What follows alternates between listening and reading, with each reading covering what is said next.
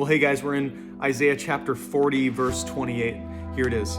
It says, "Do you not know? Have you not heard? The Lord is the everlasting God, the creator of the ends of the earth. He will not grow tired or weary. In his understanding, no one can fathom. He gives strength to the weary and increases the power of the weak.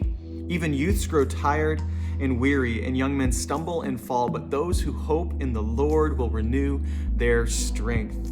They will soar on wings like eagles. They will run and not grow weary. They will walk and not be faint." I love that it starts off by saying, "Do you not know?"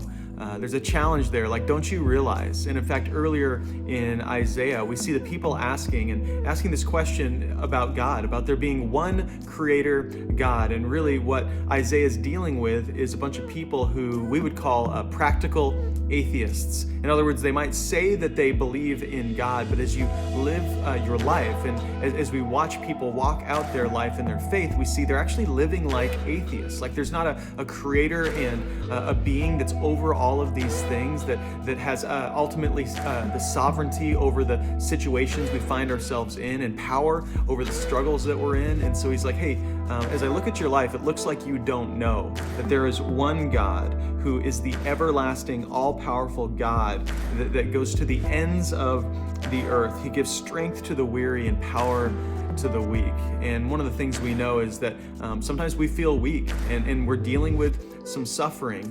But ultimately, any kind of ministry that we try to do apart from suffering is not effective.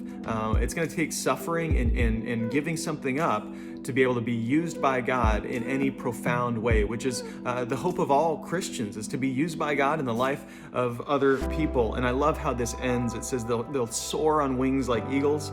They'll run and not grow weary. They will walk and not faint. In this order, it seems kind of out of order, right? First they'll soar, then they'll run, and then they'll walk. But here's what I think that means is the idea of soaring is this reality that we understand that God is the everlasting God, that we proclaim and declare his power over all of our situations. The run represents, like Paul talks about, the race that we run. And so first we believe in God and we soar on his wings and put faith in him. Then we set ourselves up to run the race that God has set out for us, and then we walk the walk. It's this long, steady, slow journey of discipleship that we all find ourselves in as believers of Jesus. So I'm cheering for you this week, and go and believe that God is the everlasting God over all of your life today.